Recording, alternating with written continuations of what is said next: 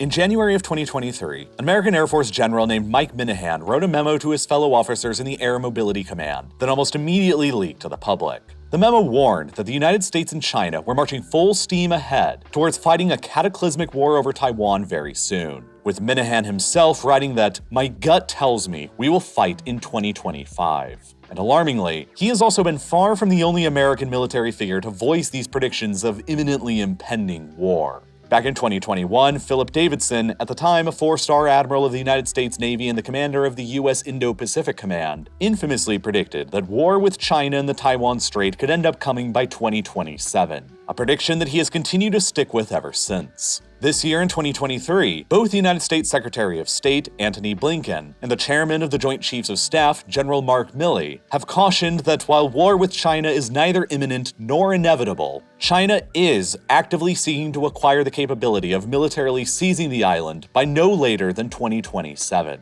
In April of this year in 2023, John Aquilino, another United States admiral and the current commander of the Indo-Pacific Command, plainly stated that China has engaged in, quote, "the largest, fastest, most comprehensive military buildup seen since World War II. By total number of warships, the Chinese Navy has already emerged as the largest in the world in the 2020s, surpassing the total number of ships in the American Navy. China's defense spending has approached 1/3 of the defense spending in the United States, and already exceeds the military budgets of Russia, India, the United Kingdom, and France all combined. And consequently, China's military capabilities have been dramatically expanding into this new role of arguably being the second most powerful military in the world." In August of 2022, the then Speaker of the United States House of Representatives, Nancy Pelosi, made an official state visit to the island of Taiwan, and in doing so, triggered the biggest cross-strait crisis seen in the past quarter of a century. Chinese fighter jets stormed across the so-called median line between the mainland and Taiwan, and even patrolled around Taiwan's eastern coast. Chinese ballistic missiles rocketed outwards and crashed all around the island, with a few landing within Taiwan's own territorial waters, and several more even flying directly over the island's airspace itself and crashing into the exclusive economic zone of Japan. Events that up until then had been completely unprecedented, and events that now fit into US military planners' expectations surrounding the very real possibility for a full-scale Chinese invasion of the island happening sometime in the coming years. An event that could easily pull the United States into war with the other global superpower in a vast and catastrophic 21st century war for the Pacific. But why is all of this happening right now all of a sudden in the 2020s? And what is it about this island that makes it so valuable to both the United States and China? And why is it arguably the most dangerous flashpoint of the entire 21st century?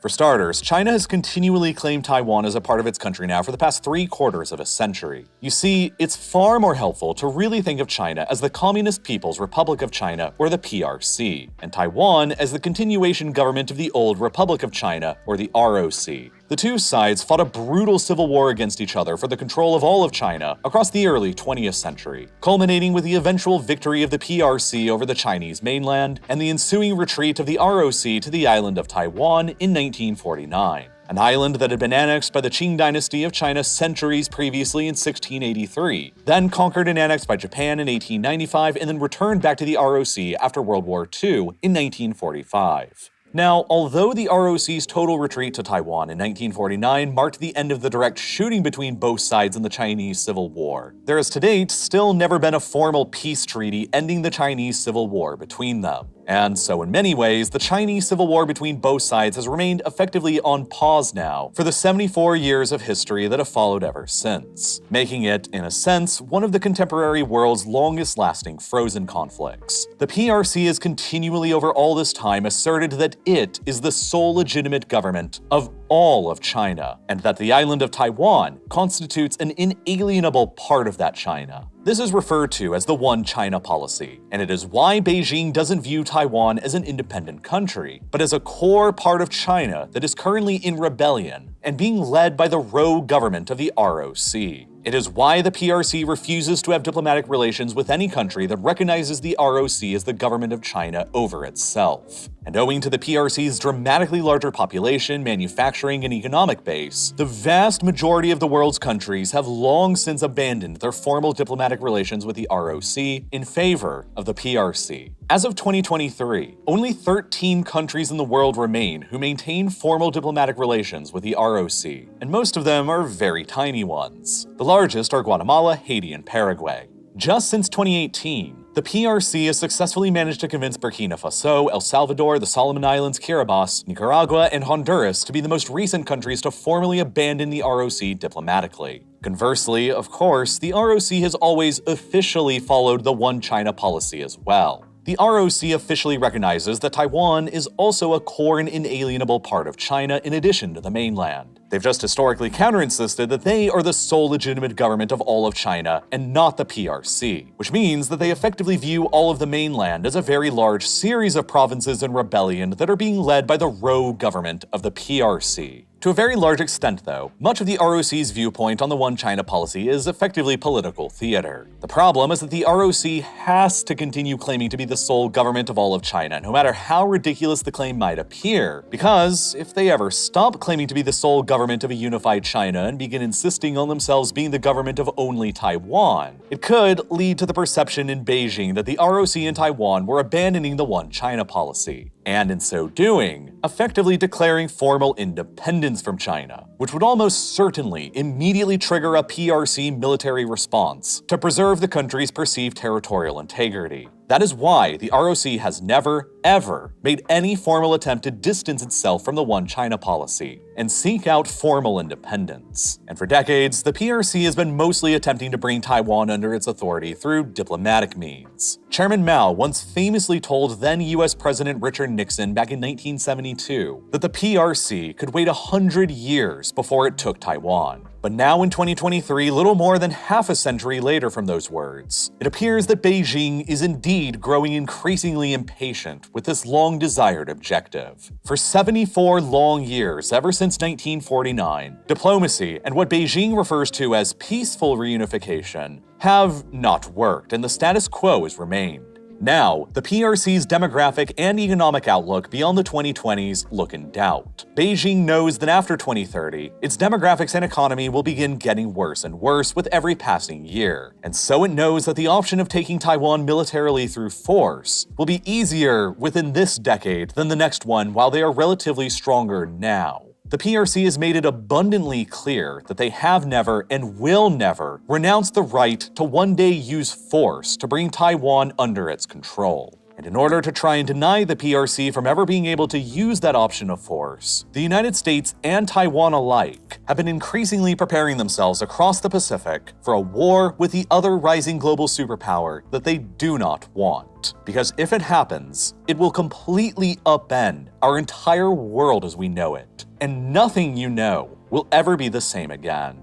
Taiwan itself has well understood the precarious geopolitical situation that it has found itself in now for decades, with an increasingly aggressive PRC opposite of them in the mainland and ever-dwindling diplomatic relations and support abroad. And so, they've adopted three very different overarching strategies that all connect together to, hopefully, from their perspective, deter the PRC from ever attempting an invasion in the first place. The first of these Taiwanese strategies has already been briefly touched upon, and it's their diplomatic strategy, both with the PRC on the mainland and with the rest of the outside world. By continuing to remain officially committed to the One China policy diplomatically, and by continuing to insist that it is the rightful government of all of China, including all of the mainland, the ROC on Taiwan gives Beijing the legitimacy to rightfully assert that Taiwan still truly is a part of China, that is only temporarily under the control of a rebellious government. As long as the ROC government continues to play along with this, there is still a chance, no matter how seemingly slim, of the ROC government eventually accepting Beijing's diplomacy and surrendering control and sovereignty over the island peacefully. But for decades now, this chance at peaceful diplomatic reunification between Taiwan and the mainland has been growing increasingly slimmer and slimmer. When Taiwan was returned by the Japanese to the ROC in 1945, the Chinese Nationalist Kuomintang Party, or KMT, fully incorporated the island into their government, and once they retreated to the island after being defeated on the mainland by the communists, the KMT established a strict authoritarian one-party regime on the island that included a period of permanent martial law that lasted for nearly 4 decades until 1987. During that long period of time, a Chinese national identity was imposed by the KMT on all of Taiwan, and the population was forced into only being allowed to speak Mandarin. It was only after martial law was finally lifted in 1987 and the island's government transitioned to democracy that a long-suppressed regional identity on Taiwan separate from the Chinese of the mainland began to finally emerge. Shortly after the island transitioned to a democratic form of governance in 1992, a poll found that just 17.6% of the island's population identified as only Taiwanese, compared with 25.5% who identified as only Chinese and another 46.4% who identified as both. But only 3 decades later, in 2020, another poll was conducted by the National Chengchi University's Election Studies Center that found a whopping 61% of respondents identifying solely as Taiwanese, a mere 2.7% identifying as only Chinese, and 32.9% identifying as both. In general, the trend on the island is that the younger generations born after the lifting of martial law and total KMT rule in 1987 tend to identify more with Taiwan, while the older generations still tend to identify more with their Chinese identity and are more in favor of eventual reunification with the mainland. The 2 largest current political parties on the island are thus the old Kuomintang or KMT, which continues to emphasize Chinese nationalism, the current status quo, and eventual peaceful reunification with the mainland, and the Democratic Progressive Party or DPP, which very notably counter-emphasizes Taiwanese nationalism over Chinese nationalism. And while they also support the current status quo, they are much more in favor of eventual Taiwanese statehood and independence rather than reunification. The KMT won the first open presidential election in Taiwan and continued ruling until 1999, when they lost the first election to the rising DPP, resulting in DPP rule of the island from 1999 to 2008, and the first time in history since the Japanese surrendered control over the island that the KMT wasn't actually in power. The KMT won back the presidency again in 2008 and then again in 2012, ruling until 2016, during a period of fairly warm relations with mainland China. But the past 2 presidential elections in Taiwan in 2016 and again in 2020 have both led to victories for the DPP again, and the ascendancy of their candidate, Tsai Ing-wen, to the presidency, which have led to fears within Beijing that the chance at diplomacy is fading.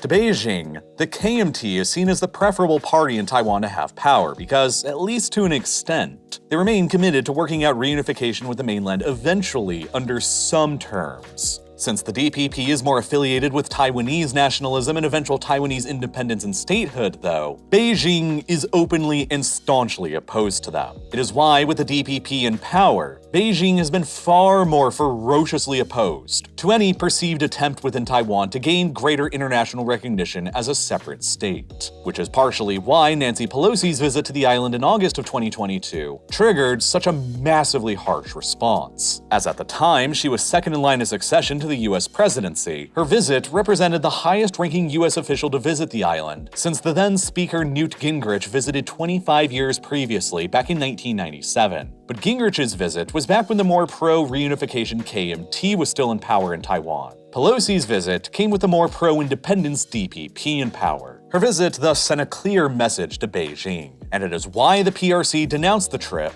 and carried out its unprecedented military exercises all around Taiwan within only days of her leaving. And the next presidential election in Taiwan is coming very soon, set for January 2024. Beijing hopes that the election will result in the KMT returning back to power again, which will continue giving their hope of peaceful, diplomatic reunification alive. But if the DPP wins again and is set to rule the island for at least another 4 years through 2028, then Beijing may conclude, wrongfully or not, that the chance at diplomacy has passed, and the only option remaining will be through war.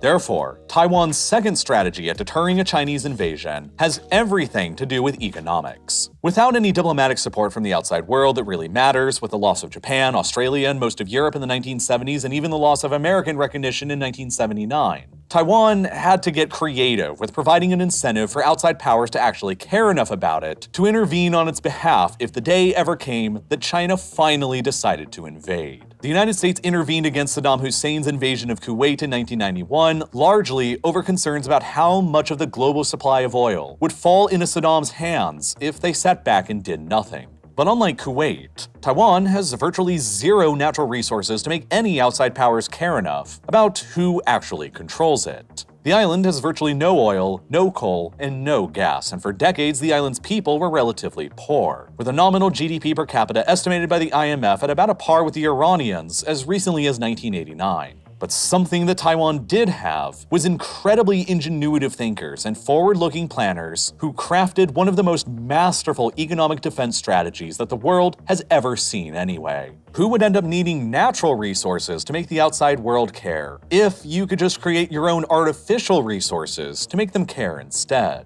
It all began with this guy named Morris Chang, a legendary ROC businessman. Chang moved to the United States at a young age and eventually found himself working a lengthy 25-year-long career at Texas Instruments that saw him eventually overseeing the company's entire global semiconductor business. Semiconductors, or microchips, are basically a set of electronic circuits on a small flat piece of silicon. On these chips, transistors act as miniature electrical switches that can turn a current on or off. And a modern microchip the size of your fingernail can contain literally billions of these transistors that can be measured in mere nanometers of scale, smaller than even a virus. After being invented and developed in the United States, microchips steadily grew smaller, grew ever higher numbers of transistors on them, and grew more advanced to become one of the most important new resources for our modern world, powering just about everything you can think of, from computers to smartphones to digital cameras to drones to microwaves to air conditioners to cryptocurrency mining to the stock market to calculators and dozens of other applications, including, critically, military ones like guided missiles, fighter jets, and emerging artificial intelligence. US companies originally dominated every facet of microchip production, from research and development to design to the creation of highly specialized tools required to manufacture them, and to the actual manufacturing process itself. But the manufacturing process of doing this, placing billions of microscopic transistors on a fingernail-sized wafer of silicon, is among the most complicated, advanced, and expensive manufacturing processes that humanity has ever developed. Billions of dollars had to be invested into fiendishly complex foundries to manufacture these microchips to the incredibly high standards that they demanded. And by the late 1980s, American companies were growing frustrated with these increasingly exorbitant costs. It was around that time in the 1980s that Chang decided to leave Texas Instruments, one of the leading microchip companies of the time, and come back home to the ROC in Taiwan, because he and the ROC government had come up with a bold new idea. Instead of attempting to develop their own completely separate microchip industry and compete with American companies and the United States government directly, why not instead create a brand new kind of company and business that had up until that point never existed? A company strictly focused on the expensive and laborious manufacturing side of microchips, rather than competing directly with US firms on designs of microchips that could risk antagonizing the US government. The new company would help American businesses by granting them the ability to outsource the prohibitively expensive and complicated microchip manufacturing processes to Taiwan instead, which would lower their overall costs and increase their profit margins, while securing Taiwan's own position as a critical component of the still emerging microchip industry. It was this guiding philosophy that led to Chang and the ROC government founding the Taiwan Semiconductor Manufacturing Company, or TSMC, in 1986, a company that had humble beginnings that has since evolved into likely the most powerful corporation in the world that you've never heard of. From the very beginning, TSMC was a project of the Taiwanese state. 48% of the startup capital required to get the company running was put up by the ROC government, while most of the rest was literally fundraised by wealthy Taiwanese citizens who the government went around politely asking to invest in the new company. Over time, from the late 1980s when it was first founded, TSMC was able to tout its lower manufacturing costs in Taiwan to convince more and more major microchip companies from across the US, Europe, and Japan to outsource some or even all of their manufacturing processes to them instead. Huge modern companies like AMD, Nvidia, Intel, IBM, Sony, Broadcom, Qualcomm, and especially Apple all eventually did this. Apple in particular eventually emerged in the 2010s as TSMC's largest single customer, with $17 billion paid for their chip manufacturing services in 2022 alone, that powered the company's desirable iPhones, Macs, and iPads. The most advanced microchips that Apple designs today, containing billions of microscopic transistors within them, can literally only be manufactured within a single building in TSMC's sprawling primary campus in Taiwan. As a result, TSMC was able to emerge as not only the largest and most valuable semiconductor company in the world, but one of the most valuable companies in the world, period. With a current market cap of more than $450 billion as of the production of this video in October of 2023, TSMC is the 14th most valuable publicly traded company in the entire world. And they manufacture tens of billions of dollars worth of microchips for the world's first, second, fourth, fifth, sixth, 23rd, and 63rd largest companies and more.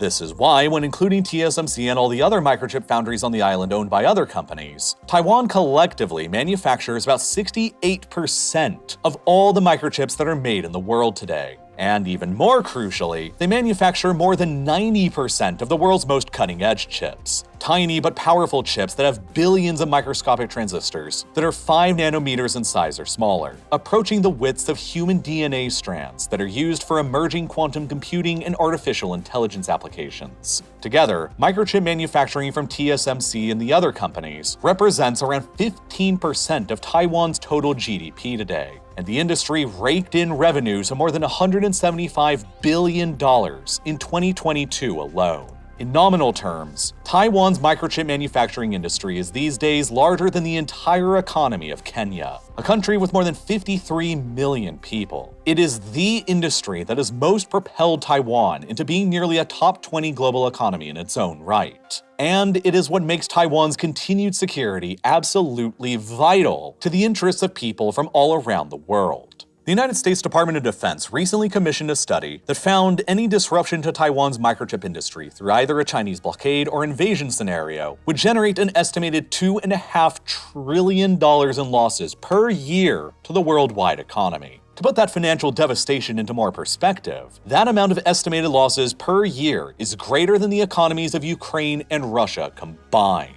It would eliminate 68% of the world's supply of microchips, and 90% of the world's supply of the most cutting-edge microchips in an instant, and trigger a worldwide financial meltdown the likes of which have hardly ever been seen before, as the effects of the world's microchip manufacturing hub being removed from the global supply chain ripples through the companies and governments that rely on their manufacturing so much, like Apple, Nvidia, AMD, Intel, Broadcom, Sony, Microsoft, Alphabet, Amazon, and dozens of others. The ripples would then spread even further through companies that build cars, computers, cameras, and home appliances that all rely on a constant supply of microchips to keep producing them. And then the ripples would even further begin impacting the US military, who need microchips to continue building their guided missiles, fighter jets, and emerging artificial intelligence systems. All of that obviously provides a vital economic and strategic incentive to the United States military to ensure that such a catastrophe never actually happens in the first place, by doing whatever it can to deter and protect Taiwan from a looming Chinese invasion.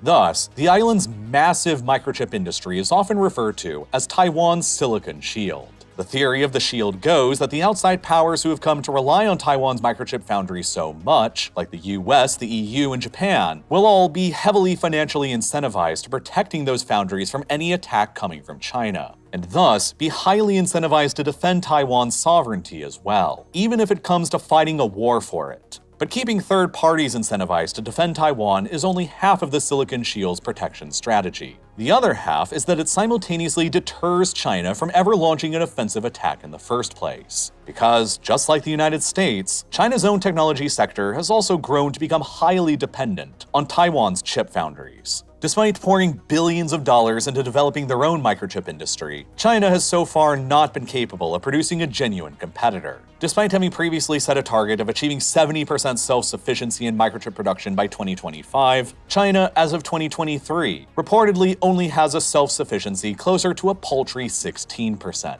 Up until 2022, China was still importing more than $400 billion worth of microchips a year, which in terms of dollar value was roughly twice as much oil as the country was importing. And the majority of those imported microchips were all ones that were manufactured in the foundries of Taiwan.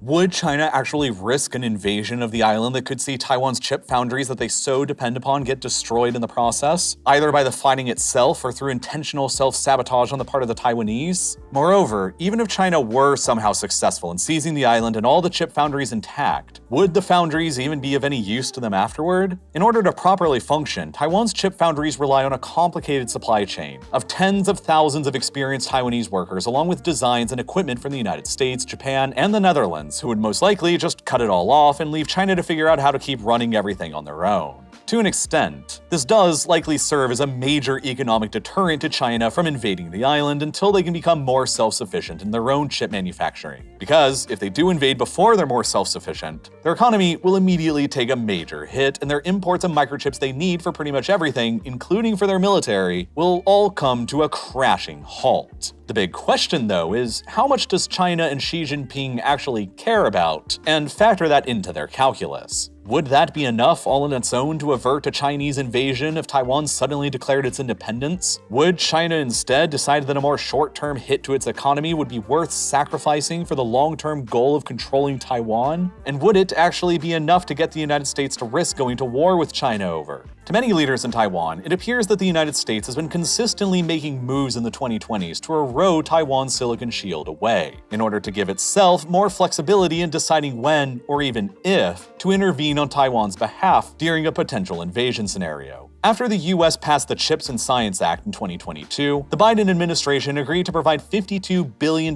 in federal subsidies for global microchip manufacturing companies to build new chip foundries within the United States. America's share of global chip manufacturing had dwindled and dwindled from 37% of the total back in 1990 to only a mere 12% today, as most American companies outsource their manufacturing to Taiwan and a few other countries. But the goal of this act was to bring much of it back. Several major chip-producing companies since then have announced the construction of new chip foundries across the United States, including Intel, Samsung, Micron, and most notably TSMC themselves, who are right now actively building a new chip foundry in Arizona and investing $40 billion of their own money to do it, a situation that is highly controversial within Taiwan itself, including with Morris Chang, the now 92-year-old original founder of TSMC, who has since become one of the biggest critics of the Biden administration's plan to bring back the US microchip manufacturing industry. He has accused both the United States and TSMC of hollowing out Taiwan's security by expanding chip manufacturing from beyond the island.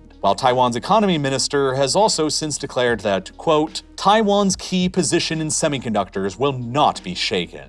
If the CHIPS Act becomes successful and America returns as a major chip manufacturer again, then they would likely lose the major economic and one of the major strategic incentives for coming to Taiwan's aid during an invasion, and Taiwan's silicon shield would be pierced in the process. It is because of this fear that TSMC is not bringing their most advanced technologies to the new foundry being built in Arizona. Once it is completed and operational in 2025, it will still only be manufacturing chips that are a full generation behind the more cutting-edge foundries back in Taiwan. And perhaps even more alarmingly from Taiwan's perspective are the recent US export controls being placed on China that are also related to microchips. In October of 2022, the US introduced these series of export controls that restricted China's ability to buy or manufacture their own higher-end chips. The US government has since even asserted an extraterritorial jurisdiction over these controls that restrict even non-American companies from helping China buy or manufacture high-end chips with products if those products contain US origin technology. In regards to Taiwan's security, TSMC and all the other chip manufacturing companies on the island obviously rely very heavily on US technology, designs, and equipment in their manufacturing process, meaning that the new US export control laws can enable the US to restrict Taiwan from providing cutting-edge chips they manufacture to China. And if they do that, and the more Chinese companies end up losing access to more higher-end chip production in Taiwan, the less they will end up being dependent on Taiwan for sourcing their chips, and the smaller the economic deterrent becomes that's currently protecting the island from an invasion. After all, what would China have to financially lose from an invasion of Taiwan if they weren't relying on any chip imports from the island anyway? The chip foundries on the island could all end up getting destroyed during the fighting, and it wouldn't even make any material difference to China under that scenario. Thus, America's recent policies of dramatically expanding chip manufacturing at home, while simultaneously restricting China's access to chips from Taiwan and elsewhere is, from many in Taiwan's viewpoint, severely undermining their silicon shield strategy by eroding the economic incentive of Washington to halt an invasion, while simultaneously eroding the economic deterrent of Beijing from choosing to invade. But either way, China will still have to contend with Taiwan's third strategy of deterring an invasion from ever happening, which is possibly their greatest one of all: military deterrence, and transforming themselves into a bristling porcupine that would simply be too painful for China to ever attempt at swallowing. If the day ever comes that Beijing does decide to invade, Taiwan's military planners are aware that in order to have any hope of success, the PRC will have to organize and launch the largest amphibious invasion in human history, since at least the Normandy landings of D-Day in 1944. The PRC will have to spend time assembling a massive invasion force, numbering anywhere between 300,000 and 1 million soldiers, along with all of their equipment and along with an armada of hundreds of transport ships, all concentrated on the western side of the Taiwan Strait. Activities that will all be blatantly obvious to US satellites operating above. Just as American intelligence began warning about an imminent Russian invasion of Ukraine in the months leading up to the actual invasion, American intelligence would likely do the same for serious Chinese preparations of a Taiwan invasion. But a hypothetical PRC invasion of Taiwan, regardless of Taiwan's own preparedness, will be orders of magnitude more challenging than Russia's invasion of Ukraine was. And Russia's invasion hasn't even gone well. Russia was able to mass troops directly along thousands of kilometers worth of Ukraine's borders and transport those troops and their accompanying tanks, artillery, fuel, and ammunition all directly to the borders of Ukraine with railroads. Taiwan is separated from the Chinese mainland by about 130 kilometers of open ocean across the Taiwan Strait at the narrowest point that China's invasion fleet will have to travel across. The seas within the strait are usually rough throughout most of the year, and they are only at their calmest for limited windows of time in the spring and autumn, which limits the climatically ideal opportunities for a military invasion to take place. Once the invasion fleet is advancing across the strait, they will be further vulnerable to Taiwanese missiles and air assaults. And then, once they even get across the strait, there were very limited beaches on Taiwan that the People's Liberation Army could possibly choose to even assault. It's generally believed that there are only 14 possible beaches on the island that are considered suitable enough to launch an amphibious D-Day style assault on. And this becomes more apparent when you take a closer look at Taiwan's geography and topography. The island is dominated by a series of huge, towering mountains that run across the entire interior and which roughly separate the island into two separate halves. A larger, wider coastal plain in the west of the island facing the Chinese mainland, and a smaller, narrower coastal plain in the east of the island facing into the open Pacific. All 14 of the possible beachhead landing sites have already been extensively fortified by the ROC military, and People's Liberation Army troops and Marines assaulting them could expect to face heavy artillery, missile and machine gun fire upon their arrivals. Moreover, according to some People's Liberation Army texts, it is believed that at least some of these beaches have a series of underwater pipelines that connect from the interior to just off of the beaches themselves, that the defending ROC have engineered to pump flammable liquid through that can be ignited in order to completely torch the beaches and deny them from being landed at under an emergency invasion scenario, limiting China's invasion options even further. The eastern side of Taiwan is more mountainous, more rugged, and it faces away from the Chinese mainland, meaning that Taiwanese military planners have long assumed that it would be the safest part of the island during an invasion scenario coming from China, who would more than likely concentrate the bulk of their invasion force to the geographically easier to assault western side. This is why ROC commanders have long believed that during an invasion, the relatively safer eastern side will be used as their primary rear base to support the bigger fight raging across the wider and more open plains exposed in the west immediately facing China, with more potential beach landing sites. Thus, the east of the island is where most of the ROC's air bases are all located, with hangars for aircraft that have been carved deep into the mountainside to protect them from Chinese missiles, being able to blow them up before they have a chance to get into the air and sink Chinese invasion ships traveling across the strait. As the fight is presumably raging in the west, the east of the island is supposed to function as the primary center for ROC forces to refuel, rearm, and coordinate the fight in the west. And if the beaches begin to fall and the PLA begins advancing from them into the bigger cities on the island like Taipei, then armed Taiwanese insurgents can retreat deeper into the mountains of the interior and continue on waging an asymmetric guerrilla war to continue the fight until outside help, presumably from the United States, eventually arrives to turn the tide. And the eastern side of the island, geographically separated from the most heavy fighting that will be going on in the west, is the most ideal location for allied troops like Americans and potentially Japanese to arrive at and assist the fight from. The east of Taiwan is thus the most critical part of the island to hold, and it represents the ROC's final line of defense. And if it falls, then most hope for a free Taiwan will be lost as well. Getting to that point will undoubtedly be very, very costly for China. But just as Taiwan's geography as a mountainous island makes it a very difficult target to invade from the outside, it also makes it a very difficult place to support from the outside as well. This is yet another enormous difference between the Russian invasion of Ukraine and a hypothetical Chinese invasion of Taiwan. Since the Russian invasion, the West has been able to easily support the Ukrainian war effort by sending tens of billions of dollars worth of military hardware and equipment on trains through NATO states directly overland to Ukraine's own borders, where they can simply pick the equipment up and then carry them the rest of the way to the front line. But as an island without any land borders, Taiwan will never have this luxury. During a full-scale invasion scenario, the island could easily be suffering beneath a total Chinese naval blockade, involving Chinese ships and submarines directly, and probably Chinese missiles and aircraft attacking incoming foreign ships or planes trying to get supplies in as well. Moreover, Taiwan's ports and airfields could also be destroyed or damaged by the heavy fighting, which would reduce the island's ability to take in supplies that cannot possibly come in any other way than through ports and airfields.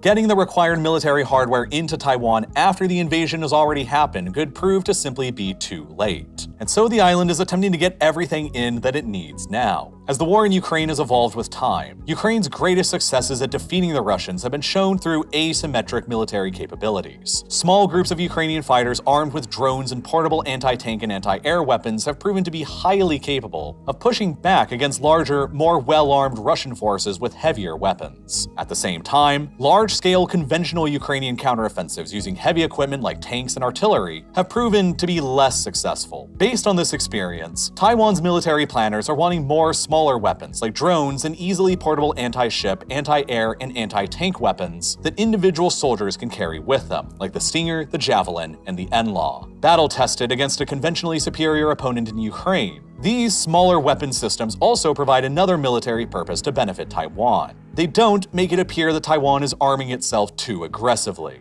Were Beijing to feel that Taiwan was arming itself too much with heavier weapons like tanks, fighters, guided missiles, or submarines, it might tilt their calculus that Taiwan was arming itself and preparing itself too quickly, and might eventually grow into too tough of a nut to crack in the future, further incentivizing Beijing to hasten its invasion plans for sooner rather than later. Taiwan's ultimate Achilles heel, however, that could ultimately doom it during an invasion, is its critical overdependence on imported energy. As mentioned a while back in this video, and I forgive you if you forgot by this point, Taiwan has virtually zero natural resources of their own, and as a consequence, they don't have any possible way to completely power themselves. An overwhelming 97% of all the energy consumed on the island is imported in from abroad, largely in the form of oil, gas, and coal. In 2022, 42% of Taiwan's electricity production was generated through imported coal. Another 38% was produced through imported liquefied natural gas or LNG. Another 8% came from domestic nuclear power, while only the remaining 12% came from other domestic renewable sources. That is 80% of Taiwan's electricity that comes from imported coal and LNG coming in on container ships. And virtually all of Taiwan's oil powering the island's vehicles, tanks, and planes come in the same way. All of these sea lanes coming into Taiwan will be vulnerable to Chinese interception from ships, submarines, missiles, and aircraft in the event of a conflict.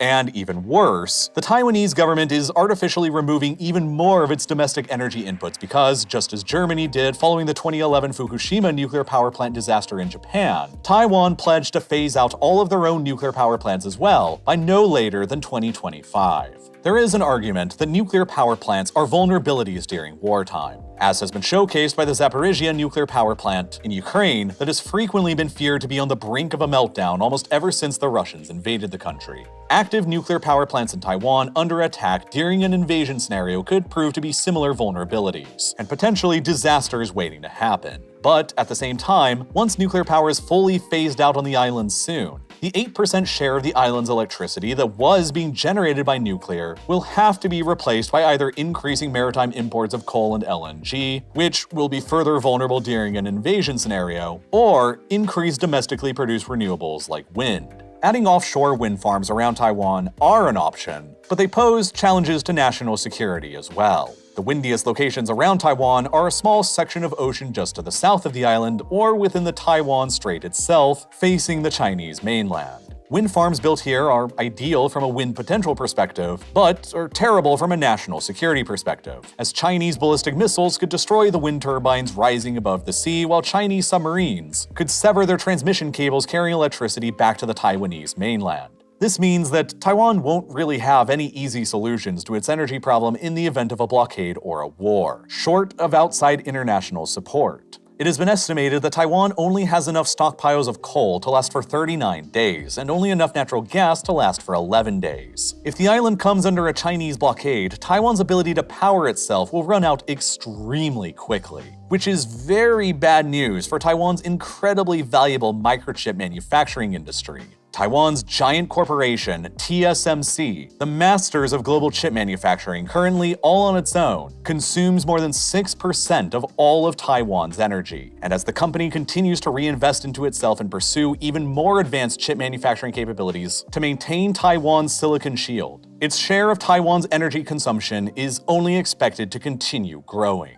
During an emergency energy shortage resulting from a blockade or invasion scenario, Taiwan will have to make a series of extremely difficult decisions. Will TSMC and the other chip foundries continue receiving the large amount of energy they need to continue doing business and keeping the silicon shield alive at the expense of the energy needs of the island's citizens? Taiwan is fully aware that it is ultimately still a David versus a Goliath in this potential upcoming invasion scenario. China's population is orders of magnitude larger than its own, and faced with the constant risk of an invasion from China, the ROC government of Taiwan has long maintained a policy of mandatory military conscription for all men in the country to boost the size of its military. But ever since 2013, that compulsory military conscription for Taiwanese men was limited to only 4 months, as the ROC was trying to transition towards an all-volunteer armed forces. But now in the 2020s, faced with rapidly deteriorating relations with China and the increased risks of an invasion, the island's DPP president, Tsai Ing-wen, took what she called the immensely difficult decision to raise the length of compulsory military service for men in Taiwan back to 1 full year again, which will go into force in January of 2024. Doing so will hopefully raise the ROC's standing armed forces of about 215,000 personnel today in 2023, compared with the more than 2 million active duty personnel in the armed forces of the PRC on the other side of the strait.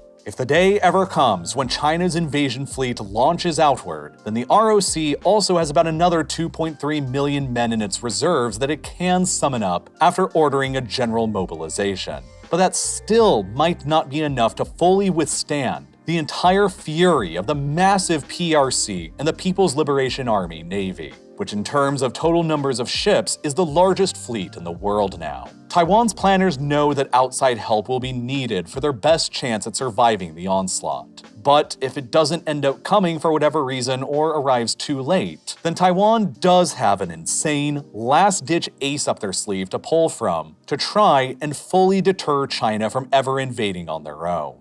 This is the final, mostly unknown, and 4th way that Taiwan will try and deter the Chinese from invading without any outside help: mutually assured destruction without acquiring nuclear weapons. Taiwan almost certainly has the knowledge and the skills to build a nuclear device on their own, and attach it to a missile that could impact Chinese cities. But doing that would almost certainly immediately provoke the PRC into launching a full-scale invasion of the island, because the only reason why Taiwan would acquire nukes would be to aggressively assert their independence from China. But Taiwan doesn't need to acquire nukes and provoke the PRC that way, because of their less well-known and current capability to already, potentially, generate mass destruction in China anyway. They can fire conventional cruise missiles targeting the Three Gorges Dam in China's Hubei province. The Three Gorges Dam is the largest power station and the largest hydroelectric project in the world, built across the mighty Yangtze River, the 3rd longest river in the world after the Nile and the Amazon. It holds behind it a water reservoir that is 40 cubic kilometers in volume, and so its hypothetical destruction would unleash the biggest and most catastrophic flood that has ever been seen in human history. The entire lower Yangtze Valley would be buried beneath this apocalyptic surge of water, virtually wiping out several major downstream Chinese cities like Wuhan, Nanjing, and Shanghai. Millions of civilians would almost certainly die from the disaster, potentially even tens of millions, and untold economic damage would be inflicted. Such an attack from the ROC, if successful, would almost certainly trigger a retaliatory nuclear strike on Taiwan from Beijing, and inevitably result in the ROC's complete and utter destruction.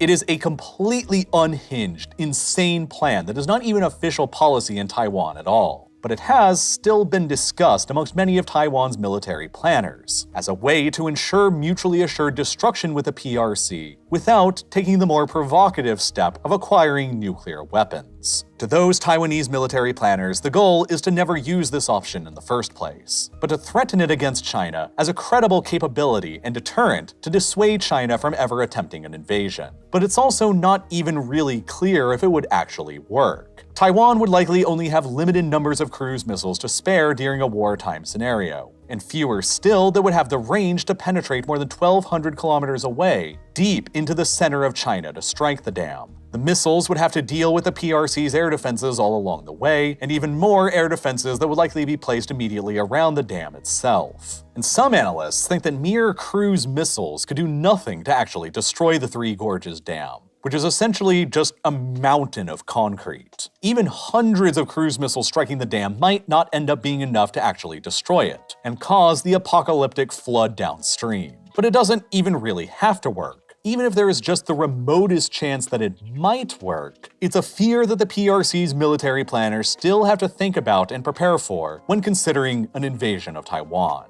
Still, in order to ensure that it never reaches that doomsday scenario in the first place, every other one of Taiwan's potential deterrents leading up to it would have to fail first. Diplomacy would have to fail, the Silicon Shield would have to fail, the Porcupine military defense strategy would have to fail, and outside help would have to fail to actually arrive and turn the tide. Meanwhile, America and China are busy actively positioning themselves in their own ways to fight this coming war that may or may not actually arrive. And the preparations are extending deep into the internet. American websites like Google, YouTube, Facebook, Instagram, Wikipedia, Reddit, and dozens of others have been blocked in China for years. But now, popular Chinese websites and apps like TikTok are beginning to be similarly blocked in the United States as well. Earlier this year in May of 2023, Montana became the first US state to pass legislation banning TikTok everywhere on all personal devices within the state. A ban set to take effect in January of 2024 that will block access to TikTok for all of the state's 1.1 million residents. More states could end up following Montana's decision, and there are many representatives and senators who would like to see TikTok banned outright nationwide. It's already been banned for government employees on government-issued devices in 34 US states plus New York City, while dozens of university campuses across the country block TikTok on their campus Wi-Fi and university-owned computers.